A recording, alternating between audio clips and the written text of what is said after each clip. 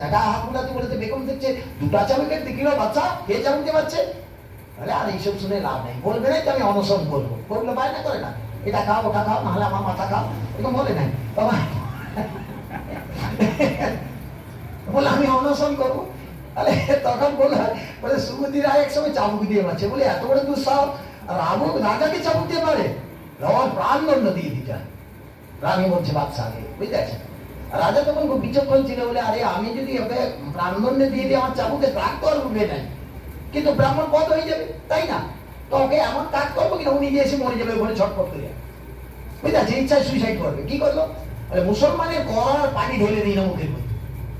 মুসলমান জাতিটা আমাদের এমন নিকৃষ্ট জাতি, বুঝতে পারছে না, ওর স্পর্শ কিছু খেলে না, এই জন্য আমাদের দোকানে খাওয়া নিষিদ্ধ করা আছে। কেন? মুসলমান দোকানে খাচ্ছে, আপনি যদি আমার ওটা থেকে নেন, সে তো ধুয়ে দিলে পাত্রটা উচ্ছিষ্ট, আপনার জাতি নষ্ট হয়ে যাবে।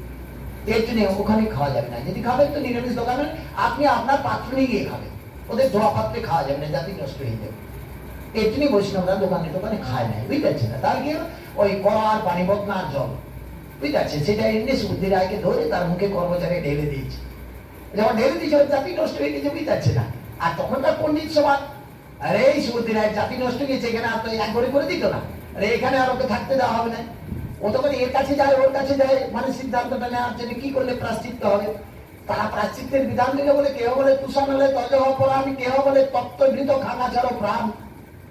পুরার আগুন জলটা ছুটে যায়, ঢুকে পড়তে হবে, বুঝতে পারছি না। না হলে গরম ঘি টক করে ঠুকলে গলা ঢেলে দিতে হবে, পারবেন আপনি, দাঁড়িয়ে কাটা হয়ে যেতে পারে চোখ বন্ধ করে, ওটা করা যায় বলে। সে শুনে তো তার পীড়া চমকে গেছে, বাবা বাবা এই কি প্রায়শ্চিত্তের বিধান।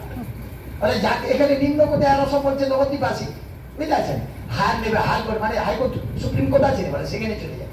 আর কাশীধাম তো না, প্রকাশানন্দের 10,000 শিষ্য, আবার মায়াবাদ ভাষে প্রকাশানন্দ মানে মহাপ্রভুকে এমন গালবন্ধ করেছিল না, মহাপ্রভু গিয়ে তার প্রত্যুত্তর দিয়েছিল, বলছে সার্বভট্টাচার্য পণ্ডিত প্রবল, সে মহাপ্রভুর সঙ্গে হইলে পাগল, কাশীতে তার ভাবকালি চলবে না। মহাপ্রভু প্রকাশানন্দকে কৃপা করেছিল, সে প্রকাশানন্দ মহাপ্রভুর চরণে ক্ষমা চেয়েছিল, বলেছিল প্রেমময় মূর্তি তুমি সাক্ষাৎ নারায়ণ, মনে কৃপা করো তুমি যা কই নির্ণ। যাক, সেই সুবুদ্ধি রায় যখন প্রকাশানন্দের কাছে গেল, তারা সব একই কথা বলে দিল। একটা বামন যা বলবে 3-5 দোষ, আর বামনের কাছে যাবেন ও 3-5 দোষ বলবে। কিন্তু বৈষ্ণবের কাছে যাবেন ও বলবেন না, আপনি হোম করে দেবেন, তুলসী দিয়ে দেবেন। আমাদের যদি যত বড় 4-5 দোষ হোক না কেন, নৈমেষারণ সাথে যদি ওই 1008টা তুলসী গোপালকে নিবেদন করে দেয়, আর এই 1000 যদি যজ্ঞদ্রব্য হোমে দিয়ে দেন, তার 10-5 দোষ হলেও সব মুক্তি হয়ে যাবে, বুঝতে পারছেন। এইরকম বিধান দেওয়া আছে বেদে শাস্ত্রে। কিন্তু জানে নাই ব্রাহ্মণের কোপে পড়ে যেতে হয়, কি জন্য আর লক্ষ্মী পূজা করতে আসবেনি, মনে হলে শ্রাদ্ধ করবেনি। হ্যাঁ, যারা ডাকবেন কত ব্রাহ্মণ আমি নিরামিষ ব্রাহ্মণ জোগাড় করে এনে দেবো আপনাদের, প্রাপ্তি যোগ থাকলে কত সারা ছুটে যা পড়ে যাবে, বুঝতে পারছেন না। কিন্তু আপনারা ভয় পাচ্ছেন প্রতিবেশী সমস্যা, বুঝতে পারছেন। এটা যদি অন্যরকম করি তাহলে আরো আর আসবে না, ওদেরকে ভয় করলে হবে, নিজের মধ্যে জোর রাখতে হবে। কত ব্রাহ্মণ এসে যাবে আপনার প্রাপ্তি যোগ থাকবে। যদি ওইরকম কাজ হয়, আমাদের নিরামিষ ব্রাহ্মণ তেমন অনেক আছে, বৈষ্ণব যেমন আচরিত কর্মের দ্বারা অনেক সন্তানি করে যায় ব্রাহ্মণ দেব, সেরকম ব্রাহ্মণ কম আছে, বুঝতে পারছি না, বেশি অনাচার। তাহলে সেই সুবুদ্ধি রায়কে যখন করার পানি ঢেলে দিল, আর ওই আগে মানে কাশি গেল, আর কাশি গিয়ে যখন প্রকাশানন্দ বললো, প্রকাশানন্দ একই কথা বলে যে তৎসত গৃহীত খানা ছাড়া পান তুষার তজ, বলে যা একই ডায়াগনোসিস দিয়ে দিচ্ছে, তাহলে মরা ছাড়ার কিছু পায় না। তাহলে সে একবার রাইট আপসে চলে যায়, বুঝতে পারছেন। মহাপ্রভু তপনিবেশের বাড়িতে 10 দিন অবস্থান করেছিলেন, বলে নামের অবতার আমার মহাপুরুষ চৈতন্যদেব করুণার অবতার এসেছে।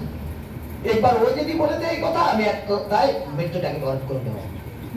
মহাপ্রভুর কাছে চরণে গিয়ে প্রণাম জানিয়ে বলছে, প্রভু এখন আমি বিপদে পড়েছি, আমাকে এইভাবে সিদ্ধান্ত প্রায়শ্চিত্তে দিয়েছে, আপনি কি কথা আপনাকে উপদেশ করবেন, যা বলবেন আমি ওটাই মাথা পেতে মেনে নেব।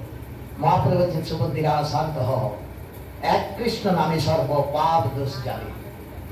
একবার যদি কৃষ্ণ নাম করো পাপ দোষ দূরে চলে, আর কৃষ্ণ নামে কৃষ্ণের চরণ যে পাবে।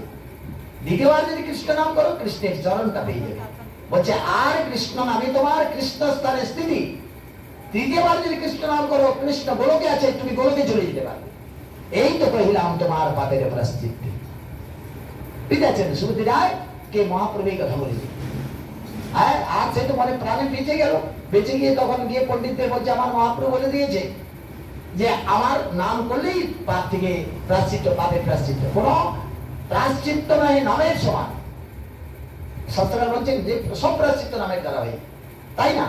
তখন পণ্ডিতরা, তারা তো জ্ঞান ছিল, মানে জ্ঞানের দ্বারা কি ভক্তি জানা যায় গো, তাই না? যদিও বলছে জ্ঞান হলো লভতে ভক্তি, ভক্তি প্রেম প্রদায়। জ্ঞানটা সেই জ্ঞান যদি ভগবানের চরণে দীনতার সঙ্গে সেই জ্ঞানটাকে কার্যকরী করে। সাবিদ্যা তন্মতির যায়, সেই বিদ্যা তারা ভগবানকে জানা যায়, সেটাই বিদ্যা। সেই বিদ্যার ফলে জানিয়ে নিশ্চয় যাতে কৃষ্ণ পাদ পদ্মে চিত্ত ভক্তি হয়। সেই সুবুদ্ধি রায় যখন বললো যে প্রকাশনদের লোকজনকে বলে বহু প্রভু বলে দিলে আমরা স্বীকার করবো। আমাদের মহাজনী ব্রজবাসী মুখে শোনা কথা, যখন নাকি সুবুদ্ধি রায় আবার মানে পণ্ডিতদের কাছে গেল, পণ্ডিতরা বললো যে আমরা বিশ্বাস করি না, মহাপ্রভু বলেছে তোমার প্রায়শ্চিত্ত হয়ে গেছে, কি করে হয়? মহাপ্রভুর কাছে গিয়ে আবার দীনতায় যখন বললো, তখন বললো আচ্ছা ঠিক আছে, ওই প্রকাশনদের লোকজনকে কাল দেখে আসবে, তোমার হাতের তৃণগুচ্ছ যদি পাষাণের বিষম খায় তাহলে তোমার পাপ দূরে গেছে, না যায় না। আর জ্ঞানীরা তারা প্রকাশনদের লোকজন তারা কোন পাষাণের বিষম ঘাস খায় এটাকে বিশ্বাস করবে, তাই না? মহাপ্রভু এমন অনন্ত মহিমা, জগতের কাছে বিরল দৃষ্টান্ত। সুবুদ্ধি রায় পরের দিন সকালবেলা গঙ্গা স্নান করি, মহাপ্রভুর চরণে প্রণাম করি, ঘাসের গোছা নিয়ে যখন পাষাণের বিষমের কাছে দাঁড়িয়েছিল, প্রকাশনদের লোকজন গিয়েছিল দেখবার জন্য, কান ঝেড়ে প্রকাশনদের মানে অহংকার চূর্ণ করবার জন্য মহাপ্রভু দেখিয়ে দিল যে নামে কি ফল। ওই কান ঝেড়ে পাষাণের বিষমটা সুবুদ্ধের হাতে তৃণগুচ্ছ খেয়ে দিয়েছিল, মহাপ্রভুর স্বতন্ত্রতা বুঝেছেন। এমন তার নামের মহিমা জগতে ভগবান জানিয়ে গেছে।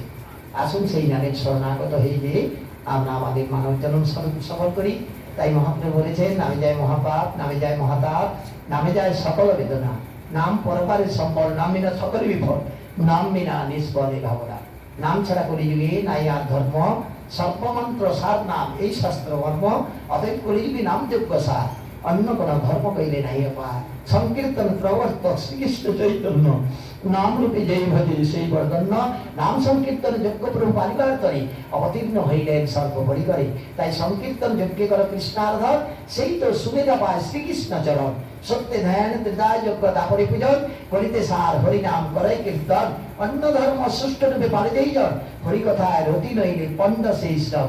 তাই সেসব যুগের সকল ধর্ম এখন সেসব ছাড়ো, বদন ভরিয়া গৌর হরিবল যুগের। আসুন সেই নামের শরণাগত আপনারা আমাকে কৃপা আশীর্বাদ রাখবেন। আমি কবে আসবো আপনাদের কাছে আজ অপেক্ষা করি। হলদিয়ার 15 দিন অন্তর আপনাদের চরণ সান্নিধ্যে এসে আমি আমার চিত্ত শোধন করবার সুযোগকে নিজেকে ধন্য বলে মনে করি। শেষের দিনটা যেন আপনারা ছড়ন ছাড়া করবে না, এই আশীর্বাদ আপনাদের কাছে ভিক্ষা রেখে এখানে